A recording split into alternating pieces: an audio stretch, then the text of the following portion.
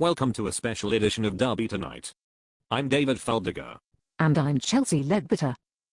We are reporting live outside of Derby Tonight studios to discuss the nominees for the 36th Annual Daytime Emmy Awards, and they are quite a bunch. These are the worst King nominees I've seen since last year. What do you think, David? These nominations are an unmitigated triumph. Seriously? They are an object lesson in impartiality. I fail to see the silver lining, David. The best shows of 2008 were obviously The Young and the Restless, and One Life to Live. But the nominees were All My Children, The Bold and the Beautiful, and Days of Our Lives. Better than I ever could have hoped. You're an idiot. Hear me out, Chelsea. Every year, there is the temptation to vote for the best shows on television, but the daytime Emmys have demonstrated how little they are influenced by extraneous factors like quality. Surely awards voters should be partial to quality, shouldn't they? That would be elitist. Emmy voters have soundly rejected elitism by voting for 3 crap shows. The dart-throwing system has worked brilliantly. I think a certain amount of elitism is important. How else will you separate the good from the bad? Discriminating against those who lack talent is unfair. Think of the less fortunate. At what other award show would you see an unremarkable performer like Jacob Young nominated alongside an honored and respected thespian like Vincent Irizarry? Jacob Young should never be nominated for any award that involves acting whatsoever. He hasn't changed his expression since 1998, yet he has more nominations and victories than Melody Thomas Scott, Kathy Breyer, Tuck Watkins, Catherine Kelly Lang, and Renee Jones combined. The Emmys should be ashamed of themselves. The daytime Emmys are the only organization willing to stand up and acknowledge those of marginal ability. For that they should be applauded. The fans of these shows have been angry for a long time. All My Children has been swallowed by Kendall, Zach, and Ryan, who dominate the storylines, no matter how loudly the viewers protest. The Bold and the Beautiful continues to be a carnival of incest, yet it expects us to believe that the Los Angeles fashion industry has no gay people in it. And Days of Our Lives, despite occasional flashes of inspiration, still looks like something out of the Cartoon Network. By nominating these shows, the National Television Academy has given their writers and producers no incentive to improve them.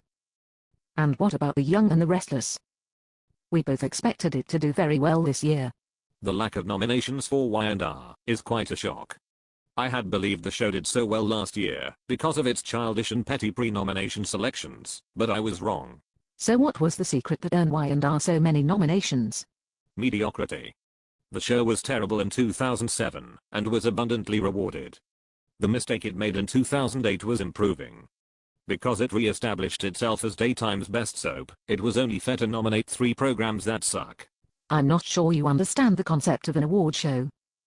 I for one find it difficult to applaud an organization that gives a writing nomination to General Hospital, which recycles the same storylines every year. A new crime lord comes to town. Things explode. Innocent women or children are shot. Sonny impregnates someone. Rinse and repeat. There must be something you like about these Emmy nominations. Of course. Even a broken clock is right twice a day. Congratulations to Susan Haskell, Bradford Anderson, Julie Pinson, Rachel Melvin, Kirsten Storms, Tamara Braun, Jean Cooper, Bree Williamson, and Debbie Morgan. Their nominations were well earned.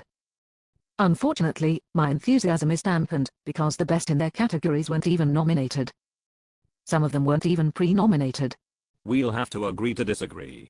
I'll agree to no such thing. The Daytime Emmy Awards have degenerated into a joke at our expense. By nominating shows that haven't earned it, the Emmys validate the worst decisions by the executives in charge, perpetuate a broken power structure, and threaten those doing the best work.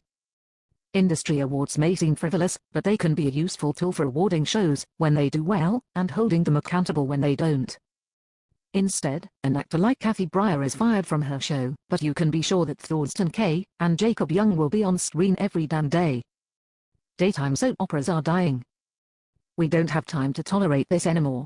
My only disappointment is the lack of nominations for Guiding Light. It is a sad day on the New Jersey Turnpike. Somewhere in Bosnia, an orphan child with a bad accent weeps. Do you have any thoughts on the other categories? It's depressing to think that Elizabeth Hasselbeck has an Emmy nomination and Bonnie Hunt does not. Does your mediocrity principle extend to her as well? No, I only enjoy Elizabeth Hasselbeck when she's played by Kristen Wiig on SNL. Well, at least we can agree on something. On that note, for Derby tonight, I'm Chelsea Ledbetter. And I'm David Fuldigger. Good night, and to Emmy voters, we'll be watching you.